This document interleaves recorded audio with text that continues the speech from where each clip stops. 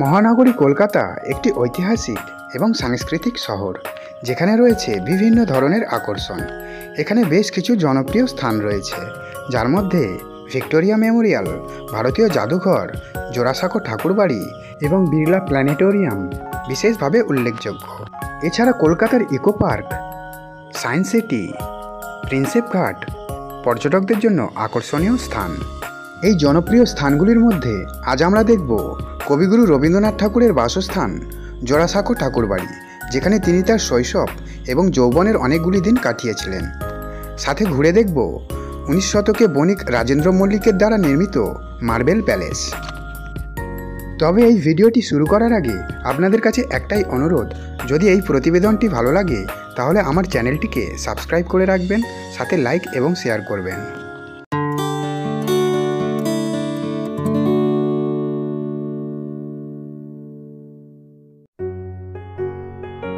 উত্তর কলকাতার জোড়াসাঁকোয় অবস্থিত সুপ্রাচীন এই জোড়াসাঁকো ঠাকুরবাড়িটি প্রায় 3500 বর্গমিটার জমির ওপর গড়ে উঠেছে, আর এই বিশালাকার বাড়ির সঙ্গে জড়িয়ে রয়েছে দীর্ঘ ইতিহাস।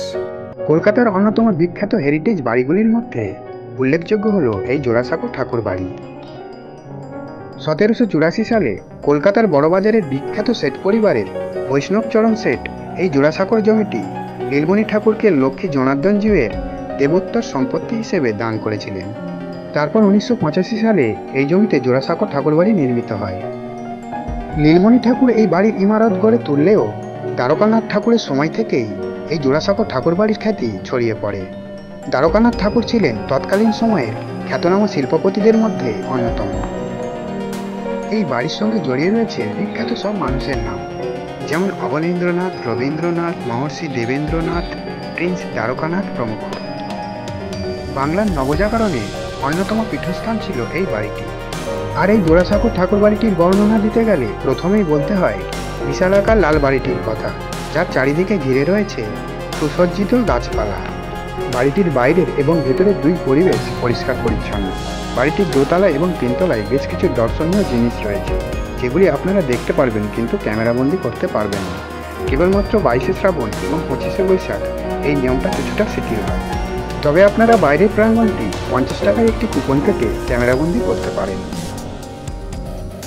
হাওড়া বা শিয়ালদা স্টেশন থেকে বাসে করে আসলে সেন্ট্রাল অ্যাভিনিউ বা বাগবাজারগামী যে কোনো বাস ধরে নেমে পড়তে হবে জোড়াসাঁকো স্টপেজে। তারপর সেখান থেকে সামান্য হাঁটলেই পৌঁছে যাবেন জোড়াসাঁকো ঠাকুরবাড়িতে। হাওড়া থেকে সরাসরি জোড়াসাঁকো স্টপেজে নামা যায়। অন্যদিকে শিয়ালদা স্টেশন থেকে হাওড়াগামী যে কোনো বাসে উঠে মহাত্মা গান্ধী রোডে নেমে মিনিট 15 হাঁটলে জোড়াসাঁকো ঠাকুরবাড়ি। আর যদি মেট্রোতে করে আসেন তাহলে গিরিশ পার্ক মেট্রো স্টেশন বা এমজি রোড মেট্রো স্টেশনে নামতে পারেন। গিরিশ পার্ক মেট্রো স্টেশন বা এমজি রোড মেট্রো স্টেশনের ঠিক মাঝামাঝি রয়েছে জোড়াসাঁকো ঠাকুরবাড়ি। এমজি রোড মেট্রো স্টেশনে নামলে প্রথমেই পড়বে মার্বেল প্যালেস, তারপর মিনিট 10 হাঁটলে জোড়াসাঁকো ঠাকুরবাড়ি। আর যদি গিরিশ পার্ক মেট্রো স্টেশনে নামেন প্রথমে জোড়াসাঁকো ঠাকুরবাড়ি, তারপর মার্বেল প্যালেস।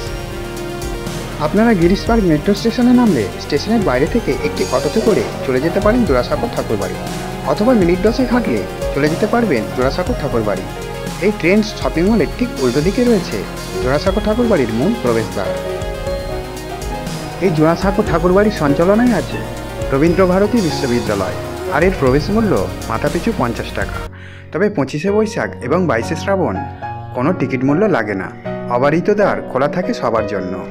সাধারণত সোমবার বাদে সপ্তাহের বাকি দিনগুলি সকাল 10:30 থেকে বিকাল 5টা পর্যন্ত এই ঠাকুরবাড়ি খোলা থাকে। প্রথমে মূল মিউজিয়ামে প্রবেশ করার আগে চলে এলাম এই সুবিশাল ঠাকুর দালানে। এখানেই হতো কত নাচ, গান, নাটক, কবিতার আসর। না জানি কতগুণ মানুষের সান্নিধ্যধন্য এই জায়গা। শোনা যায় এখানেই নাকি অনেক জাঁকজমকভাবে দুর্গাপুজো পালন করা হতো।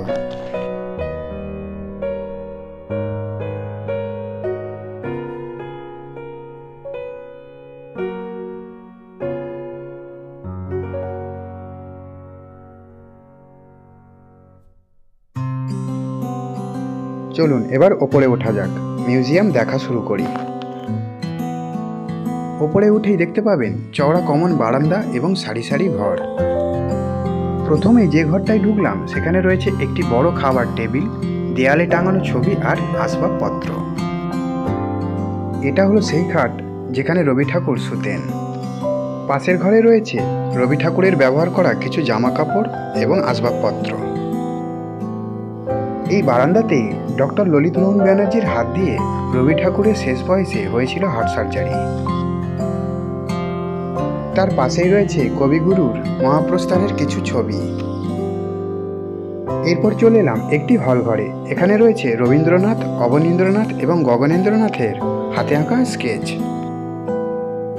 এই ঘরে রয়েছে আচার্য জগদীশচন্দ্র বোসের সাথে জন্মদিনের শুভেচ্ছা বিনিময়ের চিঠি। এই ঘরে রয়েছে ঠাকুর পরিবারের পূর্বসূরিদের অয়েল পেন্টিং।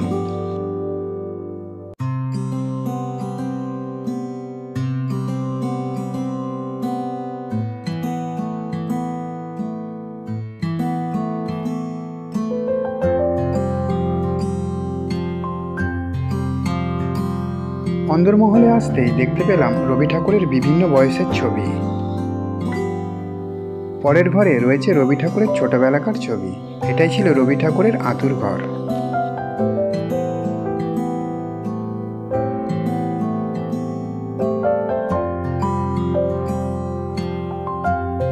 পরের ঘরটিতে রয়েছে কবিগুরুর ইন্দোনেশিয়া ভ্রমণের কিছু স্মৃতি।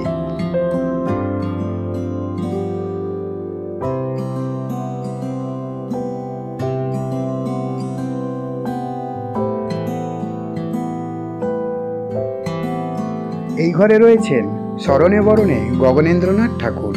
নিজ গুণে সেই সময় তিনি হয়ে উঠেছিলেন এক বিখ্যাত স্কেচ আর্টিস্ট।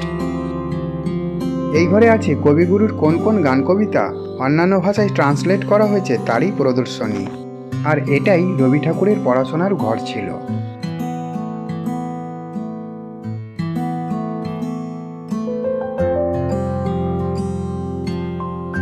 এটা ছিল রবি ঠাকুরের স্ত্রী মৃণালিনী দেবীর ঘর এবং তার ব্যবহৃত কিছু আসবাব।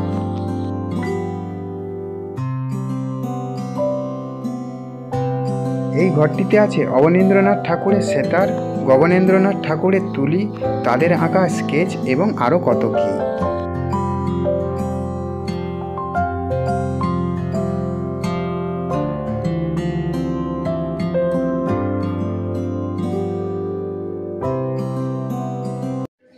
ঠাকুরবাড়ি দেখে যদি হাতে সময় থাকে তাহলে মিনিট 10 হেঁটে চলে আসতে পারেন মার্বেল প্যালেসে। মার্বেল প্যালেসে প্রবেশ মূল্য লাগে না, তবে ভেতরে প্রবেশ করার সময় একটি পরিচয়পত্র, আধার বা ভোটার কার্ড সঙ্গে অবশ্যই রাখবেন। 19 শতকের এই সুন্দর মার্বেল প্যালেসটি 1835 সালে বাঙালি বণিক রাজা রাজেন্দ্র মল্লিক দ্বারা নির্মিত হয়েছিল। রাজা রাজেন্দ্র মল্লিক একজন ধনী বণিক হওয়ার পাশাপাশি বিভিন্ন স্থান থেকে শিল্প সংগ্রহ করার প্রতিও তার ভীষণ ঝোঁক ছিল। প্রাসাদের প্রাঙ্গণে জগন্নাথ মন্দিরটি তার পিতা নীলমণি মল্লিক নির্মাণ করেছিলেন, যিনি রাজেন্দ্র মল্লিককে পুত্র হিসেবে দত্তক নিয়েছিলেন। মন্দিরটি প্রাসাদের পূর্ব দিকে নির্মিত এবং এটি এখনও খুব ভালো অবস্থায় রয়েছে। তবে এই মন্দিরে কেবলমাত্র মল্লিক পরিবারের সদস্যরাই যেতে পারে, পর্যটকদের জন্য নয়। প্যালেসের মধ্যে প্রবেশ করলেই একজন গাইড আপনাদেরকে সমস্ত কিছু বুঝিয়ে বলে দেবে। বিনিময়ে তার সামান্য কিছু টাকা দিলে তারা হাসি মুখে নিয়ে নেবে। এখানে একটি ছোট্ট চিড়িয়াখানাও রয়েছে, যেখানে ময়ূর, বানর, হরিণ, বিভিন্ন প্রজাতির পাখিও দেখতে পাবেন। শোনা যায় যখন আলিপুর চিড়িয়াখানা নির্মিত হয় তখন এখান থেকেই বিভিন্ন পশু পাখি সেখানে স্থানান্তর করা হয়েছিল। আজকের মতো এইটুকুই। দেখা হবে আবার একটা নতুন জায়গার সন্ধান নিয়ে। আপনারা ভালো থাকবেন, সুস্থ থাকবেন। ধন্যবাদ।